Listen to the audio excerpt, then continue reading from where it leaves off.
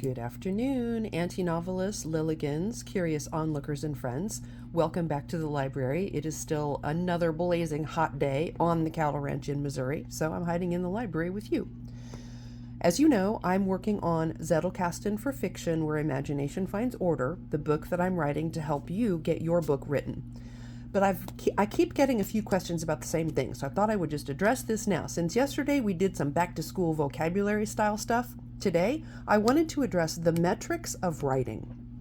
I get asked this a lot, especially when I was teaching. This was something that always led to lively conversations in the classroom. So let's go. The metrics of writing, or simply, how do you measure your writing progress so that you know that number one, you're making good progress, and number two, you can look back and know, for example, how long did it take me to write 10 chapters? If I need 50 chapters in my book, now I can set a goal because I know how long it took me to write 10 chapters, and so on and so forth. So let's look at that.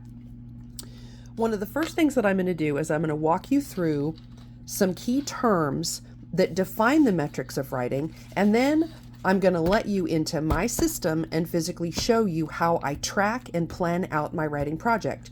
Some of you know I'm writing 2 books right now. I'm writing Zettelkasten for Fiction, which I'm writing for you, and I'm writing The Conjuring Stitch, which is my novel.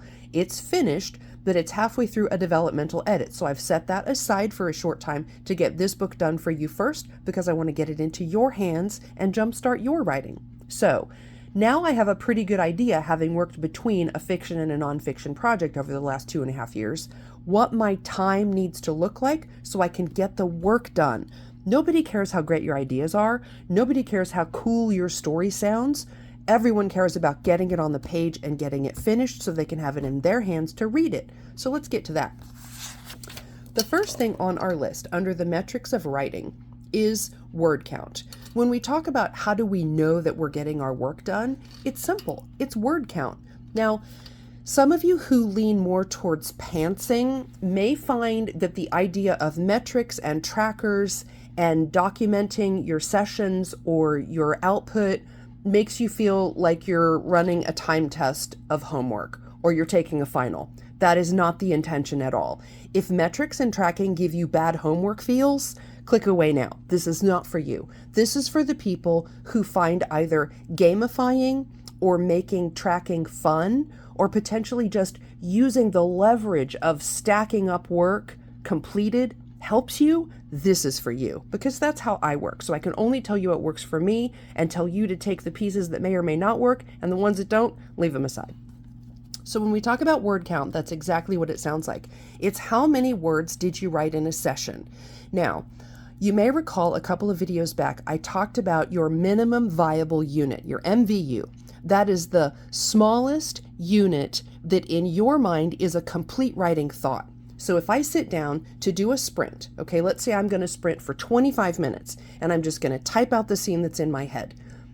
More often than not, 98% of the time, I'm going to write a scene or a piece of a scene that is around 600 words. That's my MVU. My minimum viable unit, which is a contained thought for my story, usually works out to around 600 words. Since I know that, I know if I need to write 5 times that, then I need to do 5 writing sprints so that I get that amount of word count. See? So it allows you to manipulate your time and your output in such a way that you keep moving yourself forward, because that's the goal. Get the words on the page, get the writing done. So once you know what your minimum viable unit is, like if you know that you are really cooking to sit down for about a 40-minute stretch, after that you just get distracted and fatigued, but you're good for about 40 minutes, then do that 10 times and see how many words you get. Bingo! Then you've got something you can work with. That is really exciting, because then you can start to set daily, weekly, and monthly goals using that word count, stacking up those writing sprints to get those words. And that's how you get to your big goal, which maybe you're working on a 50,000 word novel. Okay, you're going to take that 50,000 goal and you're going to break it down. How many sprints do I need to do in a month at 600 words per sprint to get to 50,000 words? And then you just math it out. Super simple, easy peasy. And it works. The reason it works, if this is how your brain and process work, is because it allows you to see your progress in measured increments and to step up your game if you're falling behind. Or maybe take a day off. If you're really cooking and rocking out those words, give yourself a treat and take the day to go explore or brainstorm or write freestyle or whatever. It's just a nice metric.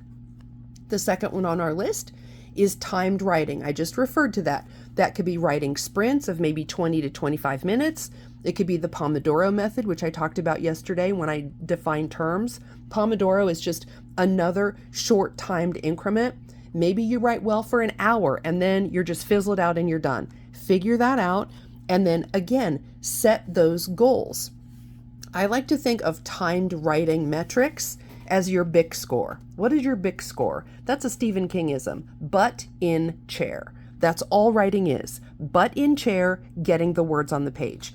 If you're doing that and you know that your butt in chair score needs to be 25-minute stretches, because that's good for your brain and your attention, and you need to do 10 of those a week in order to get to your big goal.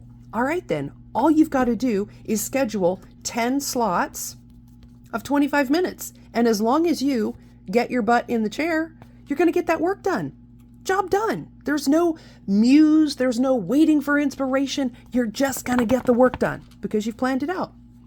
Now, I've made a note here about rather than timed writing, like let's say you know that you need to do 10 25-minute sprints. Okay, job done. You just schedule it. But I've also mentioned you need to, or you could potentially be measuring by finished units. So that could be scenes. All right, so maybe a scene is when my main character does this and that causes this, and then that is going to lead to that. That's a 3-step thing. It probably is comprised of at least 3 scenes. And if you can get those 3 scenes written, then you have a unit, right? You have a cohesive set of actions and reactions that tie up the bulk of that scene for you. Then maybe that's what you consider your minimum viable unit. If you've got those scenes strung together and they make sense for what you want to say for that piece of the story, then bingo. You're going to start building those things together, stitching them together into your chapters. Again, that's how you build a story. There's really no rocket science. There's no magical, mystical formula. It's just following the steps to get your work done and then stacking that work up to reach your goal. This is just a quick note about timed writing. I mentioned sprints, which are usually 20 to 30 minutes long with a 10-minute break in between. Pomodoros, which I think of as a little longer, and then you've got long form writing. In the old days, that was sitting down for 6 or 8 hours and just writing until you could not write no more. That is not me. I am about a 25-minute sprinter. I can do about 2 or 3, and then I need to go do something else because my mental fatigue is just too much. So I've got to refresh and restart and then maybe do some more sprints later that day or in the evening. Just depends on how full my head is of information. But you have to decide that for yourself. I've made a note here about LiLLiPub.org. That is our writers community. If you head on over there and sign up, I run writing sprints of 25 minutes every Saturday starting at noon Central Time.